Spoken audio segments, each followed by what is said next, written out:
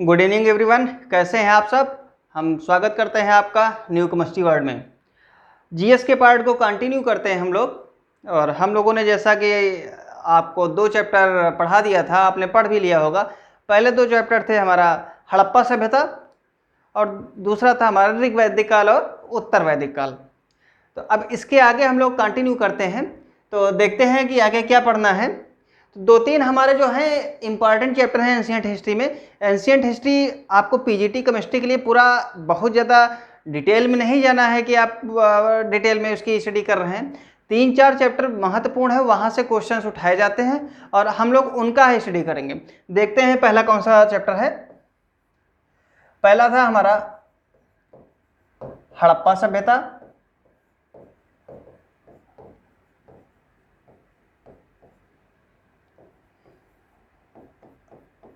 दूसरा हम लोगों ने स्टडी किया था ऋग वैदिक और इसी के साथ उत्तर वैदिक काल। अब इसके बाद जो सबसे महत्वपूर्ण चैप्टर है, इससे एक आधा क्वेश्चन 100% पूछा जाता है, वो जैन धर्म एवं बौद्ध धर्म है।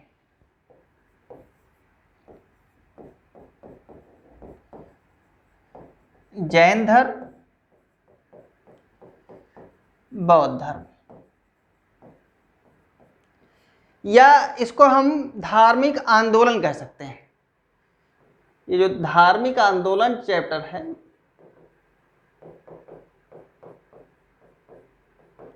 इसको आज के इस लेक्चर में हम लोग कोशिश करेंगे, पढ़ाते हैं, समझने की कोशिश करते हैं कि कैसे धार्मिक आंदोलन की उत्पत्ति हुई, क्या कारण रहे, कौन कौन से कारण रहे कि हमारा जो है वैदिक सभ्यता के काल से जो हमारा धर्म चला आ रहा था, ऋग वैदिक काल से जो चला आ रहा था, उसके विरोध में हमारे आंदोलन खड़े हो गए और क्या क्या हुआ, आइए देखते हैं। तो धार्मिक आंदोलन चैप्टर्स में हम लोग स्टडी करेंगे आज जैन धर्म का और बौद्ध धर्म का। तो सबसे पहले हम लोग जान लेते हैं कि इनकी उत्पत्ति का कारण क्या रहा। ये जैन धर्म बौद्ध धर्म क्यों सामने आए, क्यों लोगों का इनकी तरफ इंटरेस्ट जगा।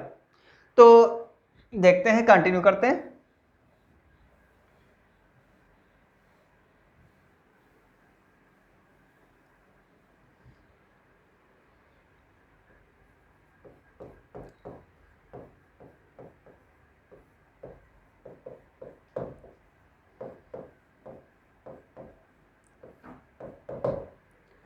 धार्मिक आंदोलन ईसा पूर्व 6ठी शताब्दी के आसपास, ईसा पूर्व 6ठी शताब्दी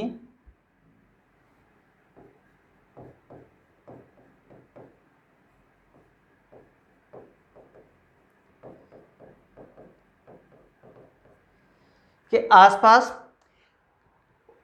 उत्तर पूर्वी भारत में गंगा के मैदानों में बहुत सारे धार्मिक आंदोलन हुए, नए धर्मों का उदय हुआ, धार्मिक संप्रदायों का उदय हुआ। और कहा जाता है कि यहाँ पे लगभग 62 धार्मिक संप्रदाय प्रकाश में आए।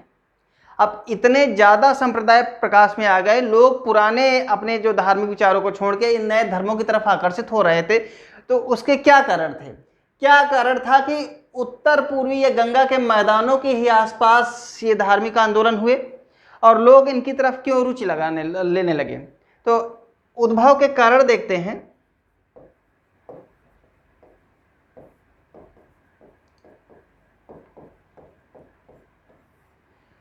इन नए धर्मों के उदय होने के बहुत सारे कारण हैं। जैसा कि भी हमने बताया कि ये जो 6ठी शताब्दी ईसा पूर्व को जो गंगा का मैदान है, उत्तर पूर्वी भारत है, यहाँ पे 62 जो है 62 नए धर्म का उदय हुआ, नए धार्मिक संप्रदायों का उदय हो रहा था।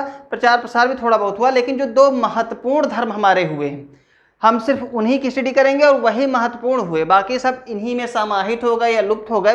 वो 2 महत्वपूर्ण धर्म हुए हैं, जैन धर्म और बौद्ध धर्म। यही हमारे क्रांतिकारी परिवर्तन ला सके समाज में। और किस तरह क्रांतिकारी परिवर्तन लाए, इनका उदय क्या हुआ, क्या परिस्थितियां रही कि ये धर्म जो है ये प्रमुखता से समाज में लोगों को अपनी तरफ आकर्षित कर सके। तो देखते हैं उद्भव के कारण। और उद्भव का बहुत सारे कारण होते हैं। सबसे पहला हम देखते हैं धार्मिक कारण।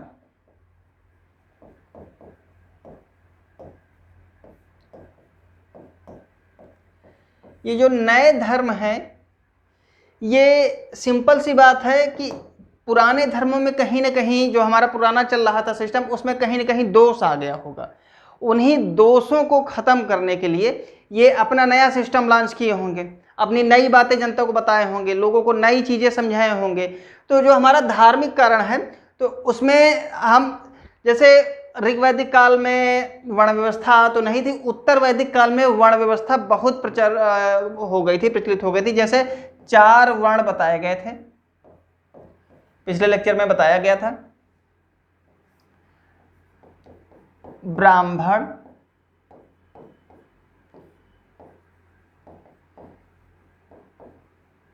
क्षत्रिय, वैश्य, शूद्र। उत्तर वैदिक काल में ये जो 4 वर्ण व्यवस्था है, ये पूरी तरीके से स्थापित हो गई थी और इसमें ब्राह्मणों का बोलबाला था। ये पुरोहित रहते थे और ये राजा बनते थे। ये व्यापारी वर्ग होता था हमारा, और ये सेवक या दास होते थे। तो सबसे जो राजा होता था वो युद्ध करता था, लेकिन समाज में ब्राह्मणों का या पुरोहितों का प्रमुख स्थान हो गया था। पुरोहित क्या करते थे, अपना यज्ञ या राजा को खुश करने के लिए उनको तरह तरह की तरकीबें बताया करते थे कि आप ये यज्ञ करिए। जैसे हमने बताया था कि राष्ट्रीय यज्ञ होते थे, वाजपेयी यज्ञ होता था, तरह तरह के यज्ञ, अश्वमेध यज्ञ होता था, तरह तरह के यज्ञ कराते थे। और इनकी शक्ति में वृद्धि करने के लिए बताया जाता था कि आपके लिए तरह तरह के अनुष्ठान कराए जाएंगे। और जब ये अनुष्ठान होते थे तो उसके बदले में राजा लोग ब्राह्मणों को बहुत सारी दक्षिणा देते थे, बहुत सारा धन दौलत दक्षिणा देते थे। तो इससे समाज में सिर्फ 2 ही वर्ग का प्रभुत्व स्थापित हो रहा था, क्षत्रिय का, ब्राह्मण का। व्यापारी वर्ग और शूद्र वर्ग की स्थिति बहुत ही खराब थी। शूद्र वर्ग की स्थिति बहुत ही खराब थी। व्यापारी और वैश्य लोग भी परेशान थे। क्यों? क्योंकि राजा लोग हमेशा युद्ध ही किया करते थे। उत्तर वैदिक काल में राजा लोग हमेशा युद्ध ही किया करते थे। तो युद्ध करने के कारण जो है इकोनॉमी डेवलप नहीं हो पा रही थी, यानी कि जो वैश्य लोग हैं अपना व्यापार नहीं कर पा रहे थे, ठीक ना। तो इसलिए इनमें ज़्यादा असंतोष की भावना व्याप्त थी पुराने धर्मों को लेके। वैश्य में, शूद्रों में बहुत ज़्यादा असंतोष की भावना व्याप्त थी। तो पहला हमारा जो कारण हुआ धार्मिक कारण, तो उसका मुख्य है कि ब्राह्मण, क्षत्रिय, वैश्य, शूद्र जो थे, उसमें जो ब्राह्मण क्षत्रिय हैं इनका राज चलता था। और ब्राह्मण पुरोहित का काम करता था, और पुरोहित का मेन काम होता था राजा को खुश करना, राजा के लिए तरह तरह के अनुष्ठान करना, यज्ञ करना, जिससे विभिन्न प्रकार की दक्षिणा और अन्य धन सामग्री प्राप्त की जा सके। इसके अलावा जीवन जो है बहुत ही आडंबरपूर्ण हो गया था। आडंबरपूर्ण का मतलब पुरोहित तरह तरह के यज्ञ करा रहे हैं, तरह तरह का आडंबर हो रहा है। अब जैसे एक सिंपल सा देखते हैं,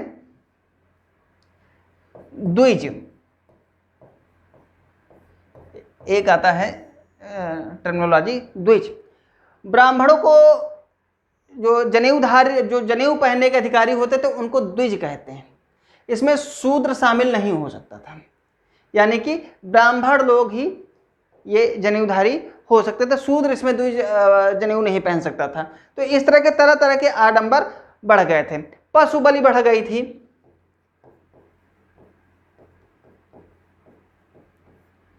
पशु बल, जब यज्ञ होते थे तो यज्ञ में पशुओं की, बैलों की बलि दी जाती थी। तो जो समाज में है ये आडंबर फैला हुआ था, पशु बल बढ़ गई थी। बैलों की आवश्यकता थी उस समय। जब पशु बल बढ़ गई तो बैल कम होने लगे। दूसरी चीज समझने की कोशिश करते हैं, ये तो हमारा मेन धार्मिक कारण हुआ। अगला कौन सा कारण था वो देखते हैं, समझने की कोशिश करते हैं। आर्थिक कारण, कि ये हमारे नए जो हैं बौद्ध और जैन धर्म का उदय क्यों हुआ उस समय 6ठी शताब्दी ईसा पूर्व, उसका आर्थिक कारण देखते हैं। इस समय की सबसे महत्वपूर्ण खोज थी लोहा।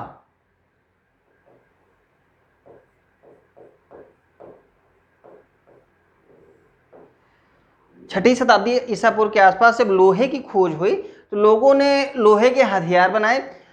फाल बनाया, कुल्हाड़ी बनाया, हल का जो फाल होता वो बनाया, तो इससे हुआ क्या कि उत्तर पूर्व का जो मैदानी इलाका था वहाँ लगभग 100 सेंटीमीटर से ज़्यादा की वर्षा होती थी, तो घने जंगल छाए रहते थे। तो उत्तर वैदिक काल के बाद 6ठी शताब्दी ईसा पूर्व जब लोहा हमारा आया सामने, तो ये क्रांतिकारी परिवर्तन लाया। क्रांतिकारी परिवर्तन इसलिए लाया कि लोग जो है ये घने जंगलों को काट के मैदान करते गए, और जो जीवन था, जैसे पहले पशुचारण वाला जीवन था, फिर स्थायी जीवन था, तो इस काल में जीवन जो है और अधिक स्थायी हो गया था। लोग व्यापार करना चाहते थे, लोहा है हमारे पास, जंगल काट के आपका जो जीवन चल रहा है वो स्थायी हो गई, खेत बन गए, अन्न उपजाने लगे। जब अन्न उपजाने लगे यानी कि आपकी इकोनॉमी थोड़ा सा स्ट्रांग हो रही है, आपकी जो अर्थव्यवस्था है वो स्ट्रांग हो रही है। तो पूर्वोत्तर भारत में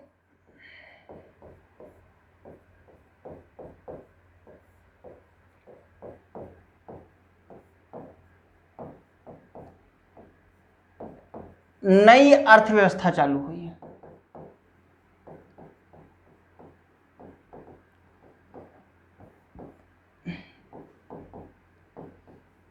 इसको कहते हैं कृषि मूलक।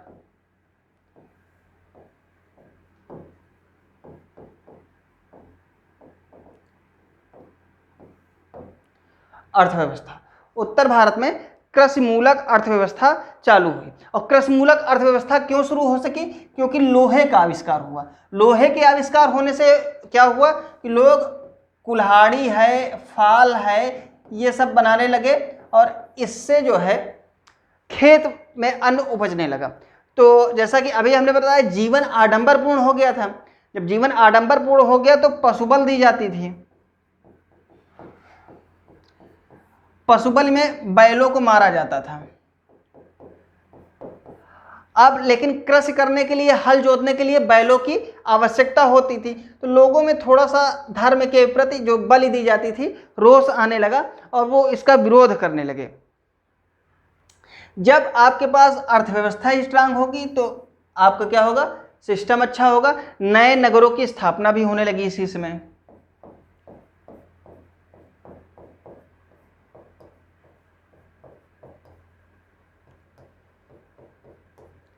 नए नगरों की स्थापना होने लगी। कहा जाता है कि इस समय जो है 6ठी शताब्दी ईसा पूर्व के आसपास 6 जो है अच्छे खासे नगर जो है पाए जाते थे। अब उन 6 नगरों का हम देख लेते हैं कि वो कौन से 6 नगर थे।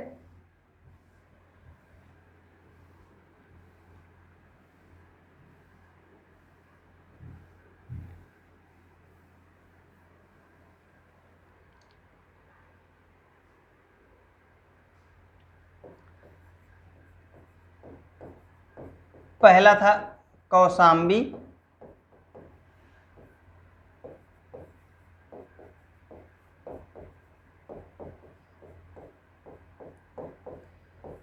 दूसरा था हमारा कुशीनगर,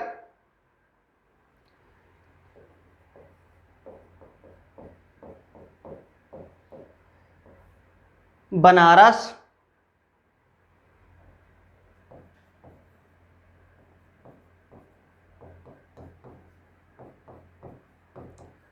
वैशाली,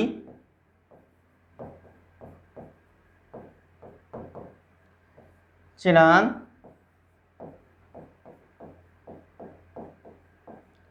राजगीर। ये 6 नए नगरों का उदय हुआ। अच्छा, आप लोग बताइए कि नगर क्यों उदय हुए? इस समय क्या कारण रहा कि नगर उदय हुए? नगर, कोई जैसा सिस्टम इवाल्व होता है तो उसके 2-3 मेन कारण रहते हैं। पहला, इकोनॉमी स्ट्रांग होनी चाहिए। अब अगर इकोनॉमी स्ट्रांग है तो कैसे स्ट्रांग हुई इकोनॉमी इस समय में? लोहे की खोज। लोहे का इस समय जो क्रांतिकारी परिवर्तन लाया लोहे ने, सबसे ज़्यादा परिवर्तन लोहा लेके आया। लोहे की वजह से कुल्हाड़ी बनी, पेड़ काटने वाले हथियार बने, उससे जंगल के जंगल साफ होने लगे। पहले जो लोग पशुचारण जैसा जो जीवन जीते थे वैसा नहीं हुआ, लोग स्थायी जीवन जीने लगे, खेती करने लगे। जब खेती करने लगे तो खेती के होने लगी तो अन्न जो है वो अधिक उपजने लगा, बारिश ठीक ठाक होती थी, 100 सेंटीमीटर से ज़्यादा इस समय इस इलाके में बारिश होती थी, लोगों के पास पैसा आने लगा।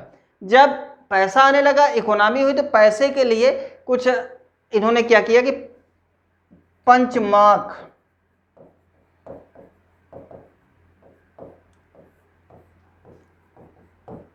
या आहत सिक्का चलाए।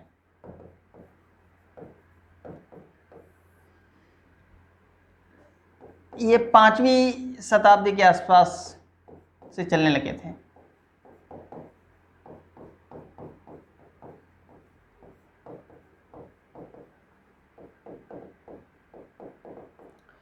पांचवी शताब्दी के आसपास ये जो सिक्के चलते थे उनको पंचमार्क या आहत सिक्का कहते थे। जब नए नगर बन रहे हैं, लोग का जीवन खुशहाल हो रहा है, तो जो पहले उत्तर वैदिक काल के आसपास जो होता था, युद्ध हुआ करते थे, आडंबरपूर्ण जीवन लोग जीते थे, पुरोहित लोग तरह तरह के यज्ञ कराते थे, अधिक से अधिक धनवान होते चले जा रहे थे, इन सब से लोग उब गए थे, परेशान हो गए थे। तो एक ऐसी नई व्यवस्था चाहते थे जिससे व्यापारी लोग जो है ये अपना व्यापार कर सके, साम्राज्य जो है साम्राज्य के लोग थोड़ा सा खुशहाल हो सके, लोग शांति चाहते थे। जैसे अभी भी आप लोग देखते होंगे कि कुछ लोग होते हैं कि कहा जाता है कि जो ये प्रौद्योगिक इलेक्ट्रॉनिक युग चल रहा है, तो लोग पहले के ज़माने में जाना चाहते, शांतिपूर्वक जीवन व्यतीत करना चाहते। वैसे ही इस समय भी लोग कहते हैं कि वो ऋग्वैदिक काल में जाना चाहते थे। इतना जीवन आडंबरपूर्ण हो गया था कि उससे परेशान होकर लोग चाहते थे कि ऋग्वैदिक काल आ जाए। जैसे लोग आत्मा का, मोक्ष का, ये सारा कॉन्सेप्ट था, लोग वैसा जीवन चाहने लगे थे। तो परिस्थितियां जो है नए धर्म के उदय के लिए अनुकूल हो रही थी। अब अगला कारण देखते हैं कौन सा है, राजनीतिक कारण।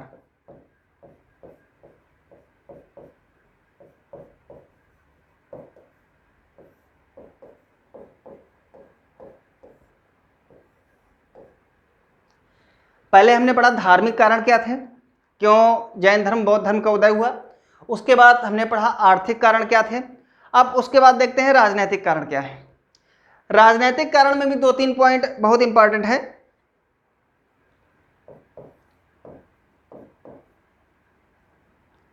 अहिंसा, दोनों धर्म जो है अहिंसा पे विशेष बल देते थे। जैन धर्म भी और बौद्ध धर्म भी अहिंसा पे विशेष बल देते थे। लोग, जैसा हमने बताया, राजा लोग हमेशा युद्धों में बिजी रहते थे, ठीक है ना, तो जनता ऊब गई थी, एक स्थायी जीवन चाहते थे, वो युद्ध मार काट आडंबरपूर्ण जीवन से परेशान हो गए थे। इसलिए ऐसा शासक चाहते थे, शासन वर्ग चाहते थे, ऐसे धर्म प्रणाली चाहते थे जिसमें शासक वर्ग भी व्यापारी वर्ग को थोड़ा सा प्रोत्साहित कर सके, व्यापार हो सके। नए नगर हमारे बन गए थे, कौशाम्बी है, कुशीनगर है, बनारस है, राजगीर है, चिरांद है, वैशाली है, ये हमारे नए नगरों की स्थापना हो गई थी। व्यापारी वर्ग जो है वो चाहता था कि हमारा व्यापार बढ़े, तो इसलिए व्यापारी वर्ग क्या कहता था, वो इन धर्मों को प्रचार प्रसार के लिए पैसा देता था। जो वैश्य लोग हैं इन धर्मों के प्रचार प्रसार के लिए पैसा देते थे।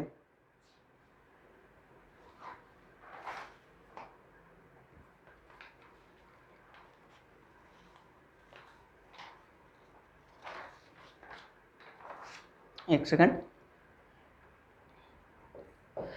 पैसा देते थे। क्यों पैसा देते थे? व्यापारी वर्ग बढ़ा और वो चाहता था कि उसका व्यापार हो, तो इसी कारण से वो इनको पैसा देते थे। जो ये वैश्य लोग थे,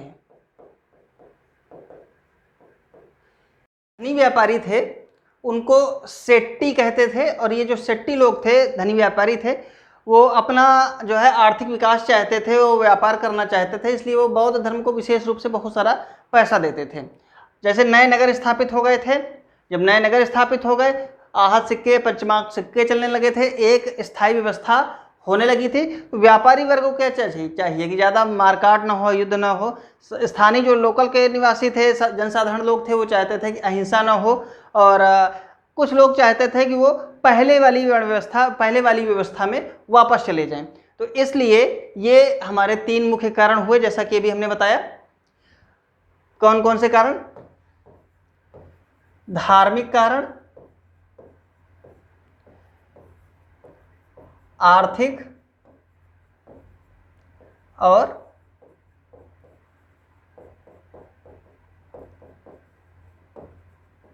राजनीतिक। इसमें सबसे महत्वपूर्ण है हमारा आर्थिक कारण। 6ठी शताब्दी ईसा पूर्व का जो है उसमें एक नई अर्थव्यवस्था का उदय हुआ, उसको कहते हैं कृषि मूलक अर्थव्यवस्था। कृषि मूलक अर्थव्यवस्था का उदय कैसे हो सका? क्योंकि उस समय लोहे का आविष्कार बहुत क्रांतिकारी परिवर्तन लेके आया। लोहे के आविष्कार से ही उत्तर पूर्वी जो है गंगा का मैदान या गंगा का जो मैदानी क्षेत्र है, वहाँ के जो जितने जंगल थे उनको काट के मैदानी इलाका बनाया गया। लोग खेती करने लगे, लोगों के पास व्यापार करने के अवसर बढ़े, लोग शांतिपूर्वक जीवन चाहते थे। तो आर्थिक कारण जो है बहुत महत्वपूर्ण है, धार्मिक और राजनीतिक कारण के भी जो मुख्य बिंदु हैं वो बता दिए गए हैं। तो आप दोनों धर्मों की चर्चा कर लेते हैं। सबसे पहले हम लोग देखेंगे जैन धर्म, उसके बाद देखते हैं बौद्ध धर्म। और इन दोनों धर्मों की मुख्य मुख्य बातें जानने के बाद इनसे रिलेटेड 25-30 हम लोग प्रैक्टिस क्वेश्चन कर लेते हैं, जिससे चैप्टर जो है हमारा तैयार हो सके। तो आइए देखते हैं आगे जैन धर्म।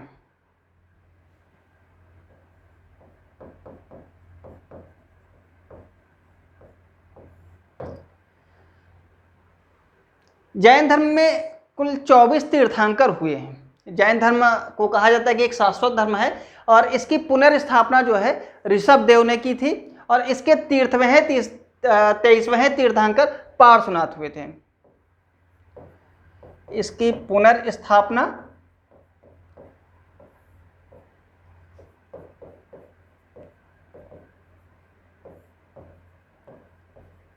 ऋषभ देव ने की।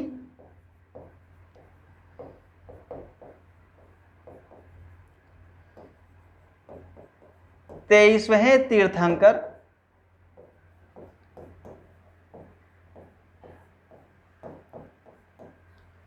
पार्श्वनाथ हुए। और जो सबसे प्रसिद्ध जैन धर्म को जिनको पुनर्स्थापित करने का श्रेय दिया जाता है, महावीर स्वामी, वो 24वें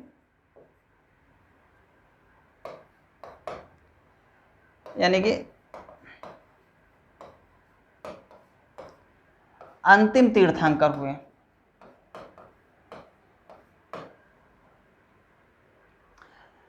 जैन धर्म में की स्थापना का श्रेय ऋषभदेव को दिया जाता है। कहा जाता है कि जैन धर्म हजारों साल पुराना है, वो किंवदंती हो सकती है क्योंकि छठी पूर्व ईसा जो जैन धर्म में बताया जाता है महानगरों के बारे में, वो 6ठी शताब्दी ईसा पूर्व से बहुत ज़्यादा पुराने नहीं लगते हैं। तो वो अपने धर्म के प्रचार प्रसार के लिए भी लोग बढ़ा चढ़ा के बता देते हैं कि हमारा धर्म इतना पुराना है, हमारी जो व्यवस्था है वो इतनी पुरानी है, लेकिन ऐसा नहीं है। जो देखने में आया है, जो पता चला है कि वो जैन धर्म की पुनर्स्थापना जो है ऋषभदेव ने किया था। इसके 23वें तीर्थंकर जो हैं वो पार्श्वनाथ थे। और जैन धर्म को पुनर्स्थापित तथा प्रचारित प्रसारित करने का जो श्रेय दिया जाता है वो महावीर स्वामी को दिया जाता है।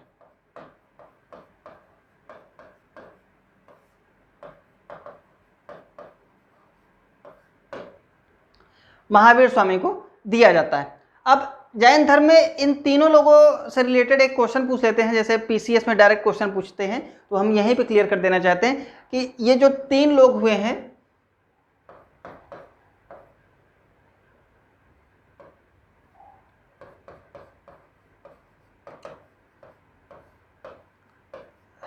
ऋषभदेव,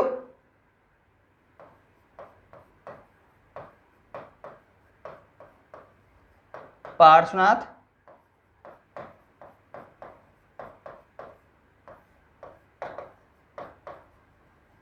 महावीर स्वामी, इनके कुछ प्रतीक चिन्ह हैं। ऋषभदेव का प्रतीक चिन्ह है वृषभ या बैल, सांड। पार्श्वनाथ का प्रतीक चिन्ह है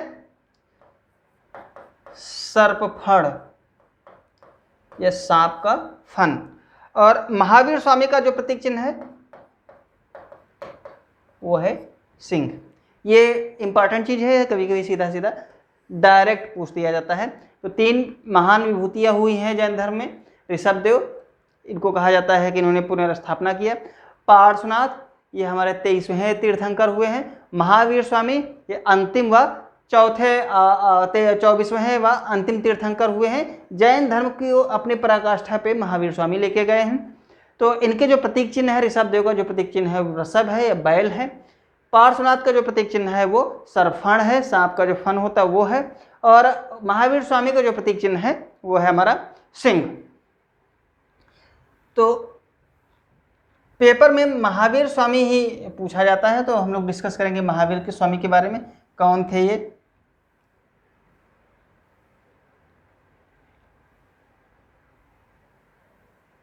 कंटिन्यू करते हैं।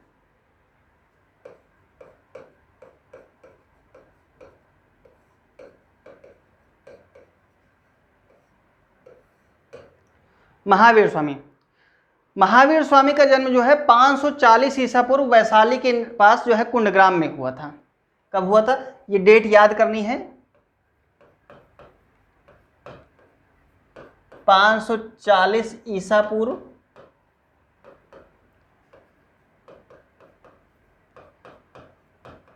वैशाली के निकट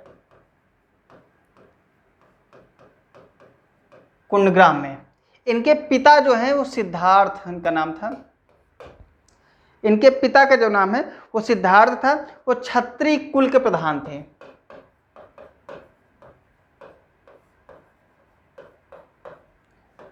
क्षत्रिय कुल के प्रधान मतलब राजा।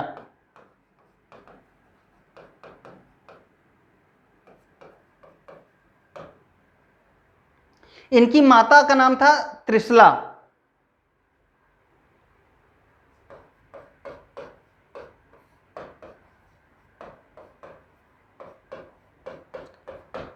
इनकी माता जी का नाम था त्रिशला। और कहा जाता है कि जो माता जी हैं इनकी, बिंबसार के ससुर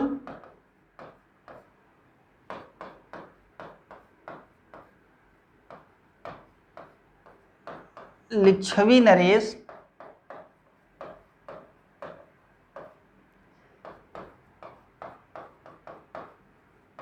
चेतक की बहन थी। कहने का मतलब जो महावीर स्वामी हैं, पिता भी राजकुल या राज परिवार से संबंधित थे। बिंबसार के बारे में हम लोग आगे पढ़ेंगे, कितना महान शासक वो हुआ था।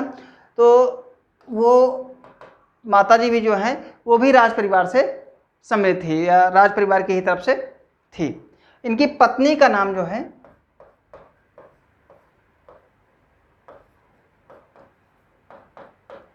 यशोदा था। पुत्री का नाम अड़ोजिया था।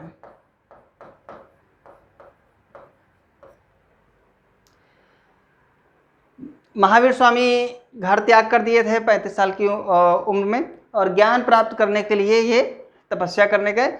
और इनको जो कैवल्य की प्राप्ति हुई है,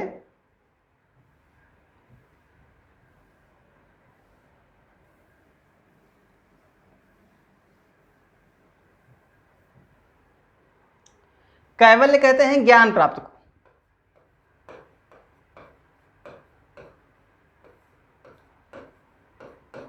कैवल्य मतलब होता है हमारा जुम्भिक ग्राम के पास,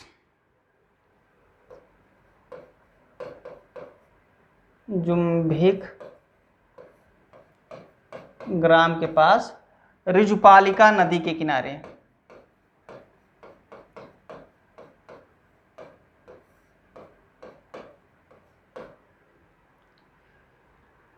जुम्भिक ग्राम के पास ऋजुपालिका नदी के किनारे साल वृक्ष के नीचे। ये सीधा क्वेश्चन पूछा जाता है, इसलिए पॉइंट वाइज में आपको बता दे रहा हूं।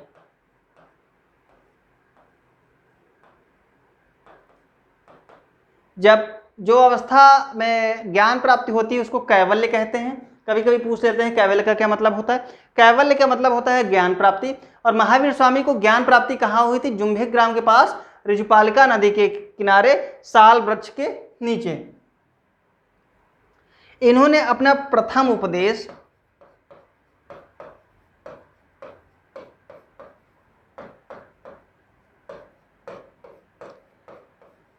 राजगृह में दिया था।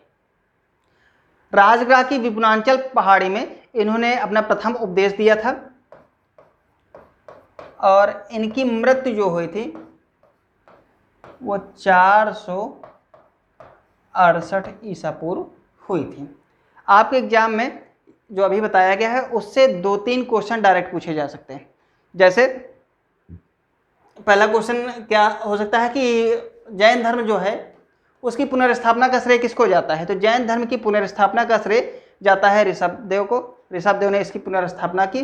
और इसके 23वें तीर्थंकर हुए हैं पार्श्वनाथ। इसके अंतिम व महान तीर्थंकर हुए हैं महावीर स्वामी, जो जिनकी वजह से जैन धर्म बहुत ही विशाल रूप से चारों तरफ फैला।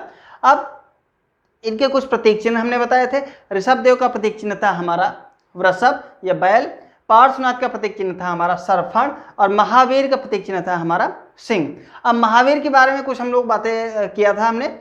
इनका जन्म जो हुआ था वो हुआ था हमारा 540 ईसा पूर्व वैशाली के निकट कुंडग्राम में। इनके जो पिताजी थे वो सिद्धार्थ थे, क्षत्रिय कुल के प्रधान।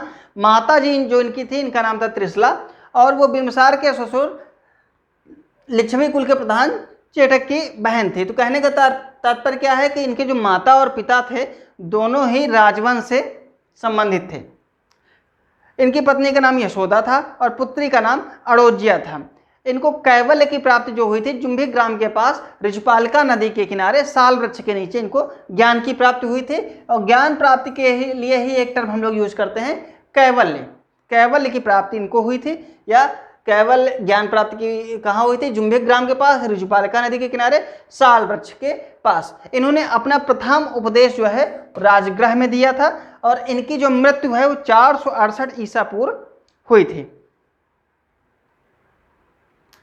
अब जैन धर्म, जैन कहाँ से शब्द आया?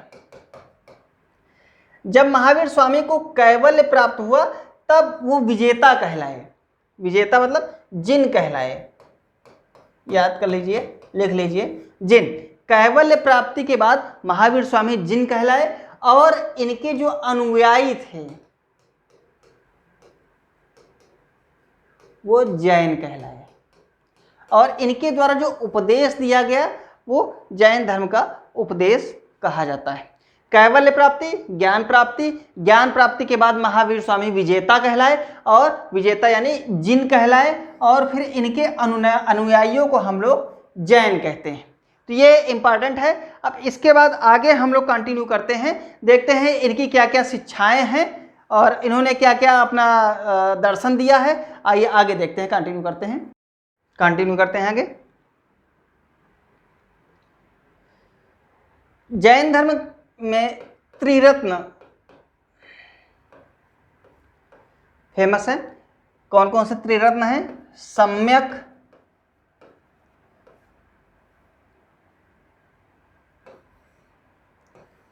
देखते हैं, सम्यक ज्ञान, सम्यक ध्यान और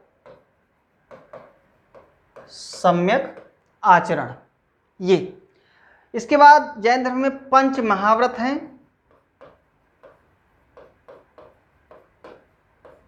कौन कौन से हैं? पहला है अहिंसा, दूसरा है सत्य, तीसरा है अस्तेय, चौथा है अपरिग्रह, और पांचवा है हमारा ब्रह्मचर्य। अब इन सब की अलग अलग स्पेशल व्याख्या है। तो हम लोग पीसीएस की एग्जाम, आपका जो यूपी जीआईसी के एग्जाम होगा उसमें इतना डिटेल में नहीं पूछा जाएगा कि इसकी हम व्याख्या करें और इसकी व्याख्या करें, तो इतना ज़्यादा डिटेल में नहीं जाते हैं। हम लोग जानते हैं, केवल इतना जानने की कोशिश करते हैं कि इनके जो त्रिरत्न हुए हैं वो सम्यक ज्ञान, ध्यान, आचरण कहलाए, यानी एक समान जो है ज्ञान, ध्यान, आचरण। उसके अलावा इन्होंने पंच महाव्रत दिए, अहिंसा, सत्य, अस्तेय, अपरिग्रह, ब्रह्मचर्य। जैन धर्म में सबसे ज़्यादा जोर जो दिया गया है वो अहिंसा पे दिया गया है। सर्वाधिक जो बल दिया गया है वो अहिंसा पे दिया गया है, और ब्रह्मचर्य को महावीर स्वामी ने ऐड किया था। महावीर स्वामी ने ब्रह्मचर्य को ऐड किया था। आपके जो नोट्स मिलेंगे उसमें इन सब की एक्सप्लेनेशन रहेगी, तो आप उससे सीधा पढ़ सकते हैं। यहाँ पे इसको एक्सप्लेन करने की बहुत ज़रूरत नहीं है, और इनका एक्सप्लेनेशन पूछा भी नहीं जाएगा। सिर्फ इतना ही पूछा जा सकता है कि सबसे ज़्यादा जोर किस पे दिया गया, तो अहिंसा पे दिया गया, और जो ब्रह्मचर्य है वो सबसे आखिरी में इसको महावीर स्वामी ने जोड़ा था। तो आइए आगे देखते हैं।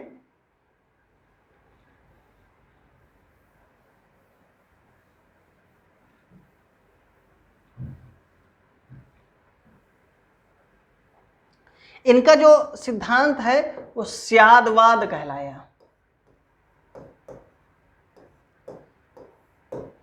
स्यादवाद मतलब शायद है भी शायद नहीं भी।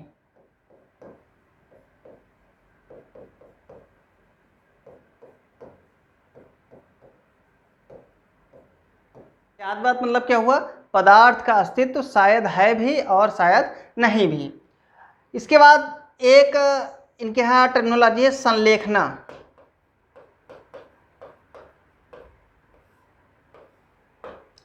या इसको बोलते हैं काया क्लेश।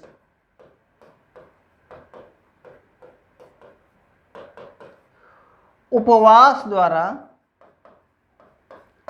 शरीर का त्याग कर दिया जाता है। लोग खाना पीना बंद कर देते हैं जब ज्ञान की प्राप्ति हो जाती है। ये कहा जाता है कि अंतिम समय जब जिसको समझ में आता है तो संलेखना विधि द्वारा अपना जो है प्राण त्याग देता है। संलेखना में होता क्या है कि लोग जो है खाना पीना बंद कर देते हैं, खाना खाना बंद कर देते हैं। इतना समझ में आ गया होगा। जैन धर्म जो है दो शाखाओं में विभाजित हुआ था। इसकी भी एक कहानी है। कहा जाता है कि मगध में, या जो हमारा गंगा के मैदानी इलाका है, मगध का क्षेत्र है, वहाँ पे एक समय भयंकर अकाल पड़ गया था। जब भयंकर अकाल पड़ गया था तो कुछ लोग जो हैं वो दक्षिण की तरफ अपने अनुयायियों को लेके चले गए थे, और कुछ लोग जो हैं वो मगध में ही यानी उत्तर की तरफ वो अकाल के समय बने रहे। तो देखते हैं, एक लोग हुए हैं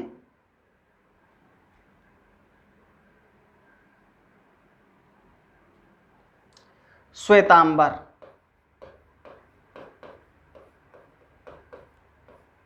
और दूसरा जो हुआ है दिगंबर।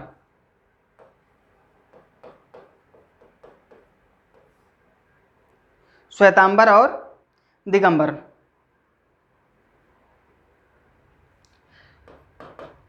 श्वेतांबर लोग कौन थे? अकाल के समय, अकाल के समय स्थलबाहु के नेतृत्व में ये मगध में ही बने रहे, और कहते हैं कि ये जो है जो जितने जैन धर्म के यम नियम या नियम थे उनका कठोरता से पालन किया। और जो दिगंबर लोग थे वो भद्रबाहु के नेतृत्व में दक्षिण की ओर चले गए और फिर वापस आए, तो ये फिर जैन धर्म में शामिल होने लगे, तो दोनों के मध्य में विवाद हो गया। ये कहते थे, स्थलभाव के श्वेतांबर लोग कहते थे कि तुम लोग दक्षिण चले गए थे और वहाँ आपने जो नियमों का पालन सही से नहीं किया। ये श्वेतांबर पे आरोप लगाते थे, जब यहाँ पे अकाल पड़ गया था तो आप लोग यहाँ पे नहीं कर पाए होंगे। तो इसीलिए जैन धर्म जो है वो दो शाखाओं में विभाजित हो गई। पहली शाखा होती थी श्वेतांबर, अकाल के समय ये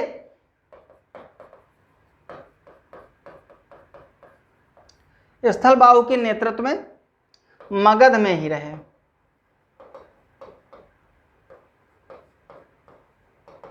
और दिगंबर लोग जो हैं वो बाहुभद्र के नेतृत्व में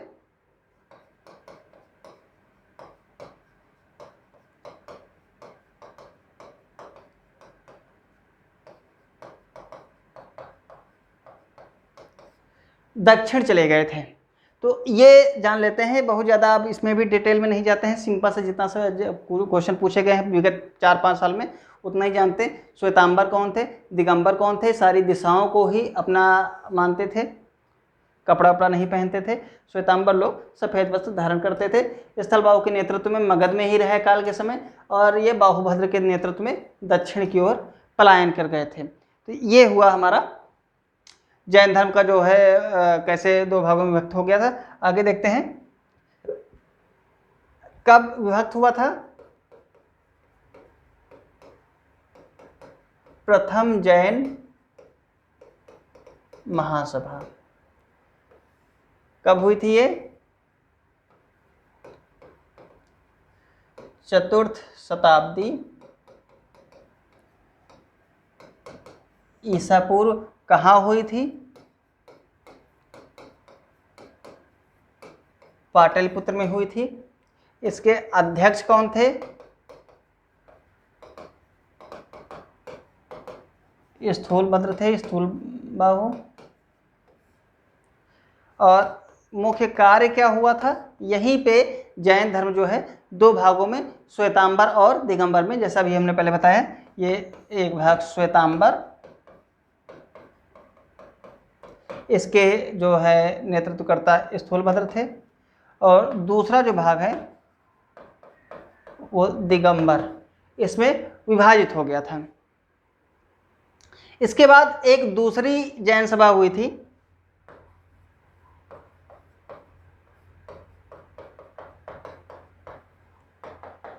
ये हुई थी 513 ईसा पूर्व के आसपास।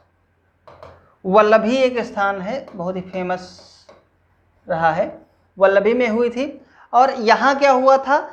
जैन संहिताओं को, जो जैन संहिताएं हैं 12 अंग उपांग, उनका संकलन किया गया था, उनका प्रकीर्णन या संकलन किया गया था। तो प्रथम जैन सभा बहुत महत्वपूर्ण है, 4th शताब्दी ईसा पूर्व में हुई थी, पाटलिपुत्र में हुई थी। स्थूलभद्र इसके अध्यक्ष थे। और यहाँ मुख्य कार्य क्या हुआ था? श्वेतांबर और दिगंबर दो विभागों में, दो शाखाओं में हमारा जैन धर्म बढ़ गया था। 513 ईसा पूर्व के आसपास जो है हमारी द्वितीय जैन सभा हुई थी, ये वल्लभी में हुई थी। और यहाँ जो कार्य हुए थे, जैन धर्म के जितने 12 अंग, 12 उपांग, 10 प्रकीर्ण जो है, 4 मूल सूत्र एवं अनुयोग सूत्र का संकलन किया गया था। तो ये हमारा जैन धर्म है। अब जैन धर्म से रिलेटेड और कुछ महत्वपूर्ण बातें देख लेते हैं।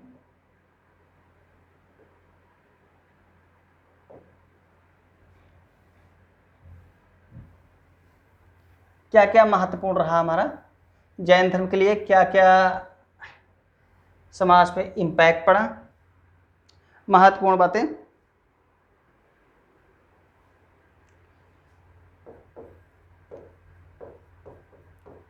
जैन धर्म ने देवताओं का अस्तित्व स्वीकार किया।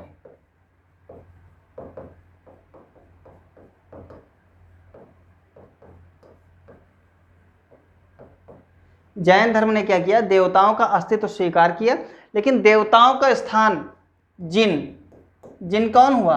महावीर स्वामी। और इनके अनुयायी क्या कहलाए? जैन कहलाए। तो लेकिन देवताओं का स्थान जो है वो जिन के नीचे ही माना गया, यानी कि सबसे ऊपर जो है जिन या महावीर स्वामी थे, उसके बाद जो है देवताओं का स्थान है।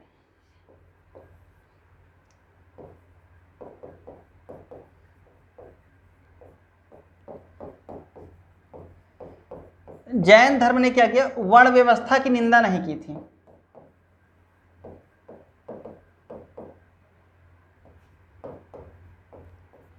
जैन धर्म ने वर्ण व्यवस्था की निंदा नहीं की थी, पूर्व जन्म को मान्यता दी थी।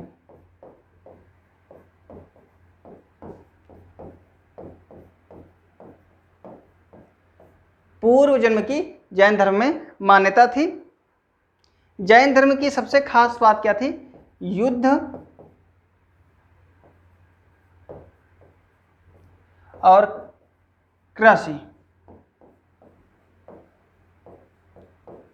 वर्जित थे। जैन धर्म में युद्ध और कृषि पूरी तरीके से वर्जित है। जैन धर्म का क्या योगदान हुआ, आइए देखते हैं।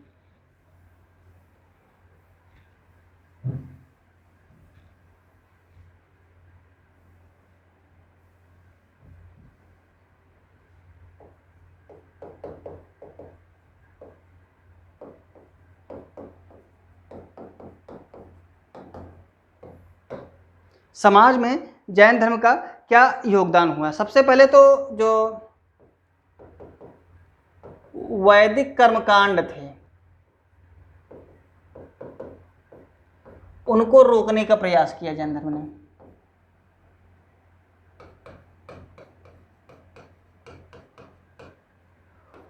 वैदिक कर्मकांडों को रोकने का प्रयास किया।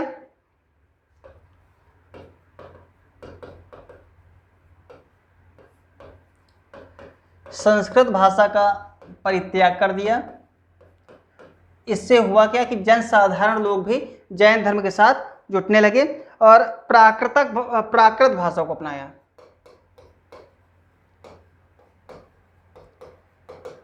प्राकृत भाषा अपनाने से फायदा क्या हुआ कि अनेक क्षेत्रीय भाषा जैसे शौरसैनी और इसी से निकली है मराठी भाषाओं का जन्म हुआ। जैन धर्म ने अपभ्रंश भाषाओं में अनेक ग्रंथ लिखे। अपभ्रंश भाषा में अनेक ग्रंथ लिखे और इसका पहला व्याकरण तैयार किया।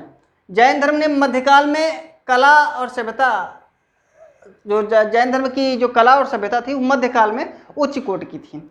तो ये हमारा एक हुआ जैन धर्म का टॉपिक। जैन धर्म का टॉपिक हमारा पूरा समाप्त हुआ। अब इसके बाद हम लोग अगले के लेक्चर में देखेंगे हम अपना बौद्ध धर्म।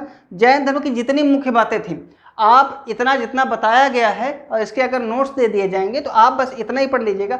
आपके पीजीटी के एग्जाम में जैन धर्म से इससे इतर या इससे अलग कहीं से भी क्वेश्चन नहीं आएंगे। यही काम हम लोग आगे भी करेंगे। बौद्ध धर्म की जो खास बातें होंगी, जो क्वेश्चंस आ सकते हैं, उनकी चर्चा करेंगे और मिलते हैं हम आपको अगले लेक्चर में बौद्ध धर्म। तब तक घर पे रहिए, सुरक्षित रहिए। Thank you.